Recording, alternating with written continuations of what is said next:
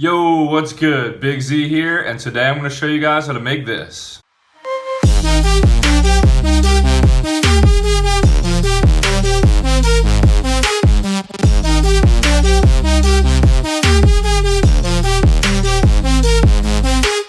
So the song is called Lines of the Broken by Holo and Droeloe, and it's a really sick song, really original, with some cool sounds going on. So let's get into it. As always, all serum patches and MIDI files will be down below. Here's the main lead sound.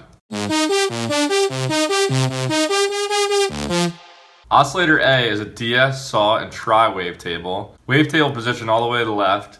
6 voices of unison. So I have this envelope here that's modulating this low pass 12 filter as well as the detune, except the detune is going backwards in the modulation. Normally you would have something like that if you were modulating the detune, but it's interesting, they're doing something like this to modulate the detune.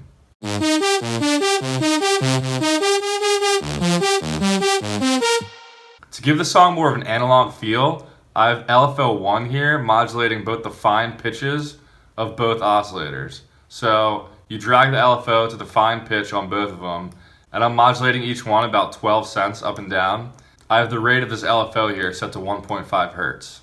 In the effects section, I have some tube distortion and a little bit of chorus as well. Let's get into the processing of the sound. So here's the EQ I have. I've got some OTT on there. An important part of the sound is the bit crusher here. And Holo uses a lot of bit crusher in his sounds. So whatever bit crusher plugin you have, this is just the stock Logic one. You just want to mess around with all the parameters until you get the sound you want. Another cool part of this lead is the pitch automation they do right here. You'll be able to hear it. You can do this in any DAW, but how you do it in Logic is you go into the piano roll and you click this little button right here and you go to pitch bend. So in any synth you use, you'll be able to find the amount of the pitch bend somewhere in the synth. So in Serum, it's down here. So I have the pitch bend on 2 semitones both ways. Now when I go down here, it's just 4 of the same notes in a row. Ba-da-da-da. But when I add the pitch bend and bring it up to 31 in the middle of those notes, then it sounds like this. And it just makes the drop way more interesting, doing cool tricks like that. Another cool thing that happens in this lead is the little glitch effect that happens at the end of each 4 bars. You hear that little glitch effect? So how I did that is I put a tremolo plugin on there at a rate of 1/32, and I put the smoothing all the way down. And what you do is you automate the depth. When just the normal lead is playing, the depth's at 0. But when you want the little glitch effect to happen, you automate the depth to 100%. So that's also a cool trick to make your leads more interesting.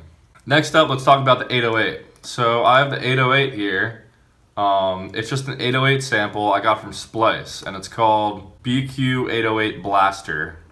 I forget what sample pack it is from, but if you search it, you can find it. But I put the 808 into a sampler. So here are the MIDI notes for the 808. I added a little bit of distortion, and I sidechain compressed it to the kick to make sure the kick has room to breathe.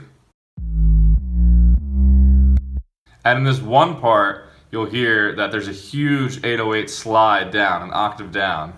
And here's what it sounds like. I used the same trick I told you guys before, the pitch bend in the piano roll, except this time I went into my sampler instrument and I changed the pitch bend to 12 semitones. So that way when I go all the way down, it's a full octave pitch bend. That way they gave the bass some life in the song, and that's just a cool trick to use on any bass. There's some random background noises going on in the song, just to like fill up the space a little bit.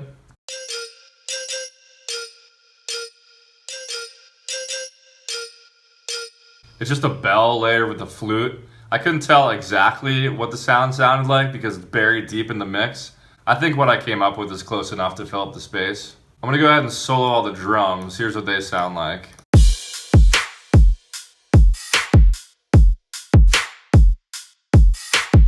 So pretty standard trap drums. Holo uses a lot of trap drums in his songs. One thing that's good to do in future bass songs like this is with your hi-hat, you want to bring up a compressor and you want to sidechain your hi-hat to the kick.